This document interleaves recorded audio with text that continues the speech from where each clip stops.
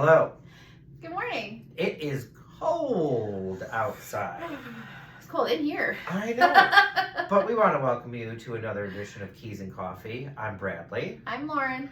And on this cold, frigid day, we want to share with you some cold, frigid things that happen in the real estate business. Things that can make things go cold, frigid real quick. Yes, things that will, just like, I want to go outside, things that will kill your feeling to want to go outside. Yeah. Some of these things will kill your feeling to do real estate deals, but they happen, and we also have solutions for those things too. I will say one of the biggest things that I see that have killed deals is inadequate disclosures. Yeah. I That's a biggie. was doing a listing presentation the other day, and what happened was they were filling out the disclosure, and I asked them, "Have you had any water damage?" And the husband was, "No, we haven't had any water damage." And the wife's like, "Well, we did when we first moved in, but that was like 25 years ago. Do I still have to put that on the disclosure?" The answer is yes. Yeah. If anything has happened in the house that is on the disclosure or something that should be disclosed, it does not matter when it happened or when it was remediated. It still needs to be listed on the disclosure. Yep. There may be some things that you don't know about, and that's okay. There is usually a box to click unknown. But if it is found out, let's say that you don't want it found out the wrong way. Exactly. Yeah. That will kill a deal immediately. So I would say disclosures is a big thing. And then, and you'll talk a little bit more about this, but ability to put down a down payment and income, some of that stuff when we are given false information, we don't know it right away because we have to take words for it. And at the end of the day, it can end up killing a deal. It's the old adage, garbage in, garbage out. So I would venture to tell everybody, talk to your realtor. If you have questions, if you're unsure if you should put something on a disclosure, put it on there anyway. Because the more information that you can give somebody, the better, the more they'll want to work with you.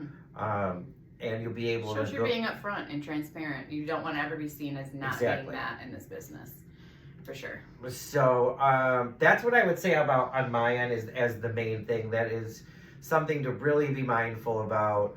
Are the disclosures? I can't say it over and over again. Be honest, be truthful, and that will really help you get into your home or sell your home if you have that transparency between the two parties. What about in the mortgage? What do you see what are some of the frigid tales that can kill deals in the mortgage world? I mean, just like you just said, the old adage of garbage in, garbage out. You got to be honest.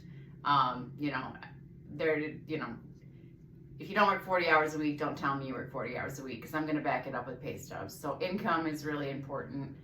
Knowing where your income lies, or even if you're not 100% sure, because it's not your job to calculate income, it's mine, it's ours. So make sure, when we're asking for documents up front, you just, cooperate and provide those documents because it's going to help us get a better idea as to what you can afford, and you won't be shopping outside of your limits. I would say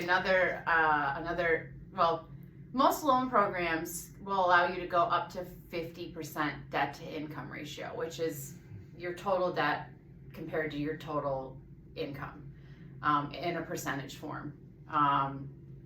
Usually, most programs are around 50s. That's a kind of a rule of thumb. I'm being a little general there. So that being the case, your credit makes a big difference as well, and your debts. How much debt do you have? Or do you have undisclosed debt? We talked about buy now, pay later loans that don't always show up on credit reports.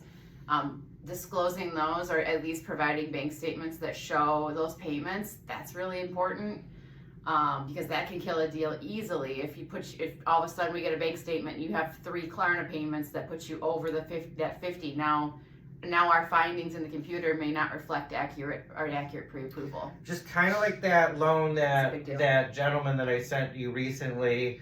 I thought he was going to get qualified and be able to get pre-approved no problem because he pulled up in a Corvette and he had, you know, everything he showed me. He had the nice watch. He had like so many of these things that you would assume Yeah. was, oh, this person's wealthy and has money.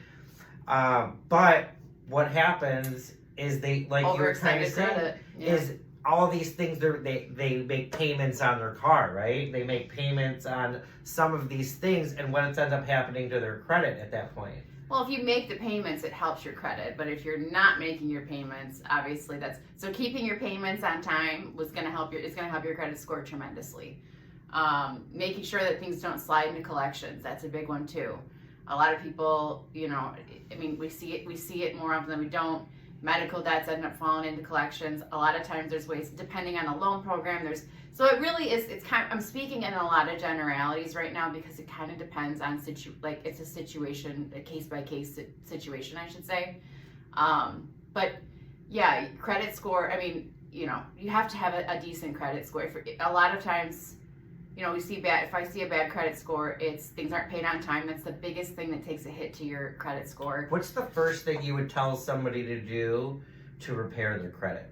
It depends on what the problem is. So if I'm looking at it and they don't have a bad payment history, but all of their balances are over their limits, pay them down. We got to get your debt utilization under a certain threshold for your credit to be able to boost up. Collection accounts are a big one. You know, you don't want things sitting into collections. It takes work, and it oftentimes takes money to fix your credit score, and it takes time. So you have to, you know, it's something, your credit score is a living, breathing thing, if you think about it that way. Like it's fluid, it's changing, and you can make efforts to, you know, drive it in the right direction to get you to a point where you're, you know, eligible to buy, you know, a mortgage. You're eligible. So, and that's why you have people like us, because one of the things, if you come to me and you're like, hey, I want to buy a house in the next 3 years, my credit is shot, you know, I don't know what to do. What I'm going to have you do is I'm going to have you give Lauren a call. She's going to run your pre-approvals and see and look at your credit. And she'll be able to kind of give you an idea. Yeah. She won't know maybe exactly, you know, the finite things to do. Maybe she might, No, but depending on yeah. the situation. I mean, I have a system. We have systems that allow us to say the what if. It's a what if simulator. But she can help you get your credit to where it needs to be. Yeah. So that we can get you into a home that you want. So we can turn Never those. say never. Never say never. Never say We never. will turn those dark days into sunny I think days. the sun is coming out now too. The sun is coming out. Time to get After working. all that frigid coldness. The sun is finally coming out. Finally! So happy Tuesday, everybody. Thank you for tuning into this Keys and Coffee. I'm Bradley. I'm Lauren. Cheers, friends.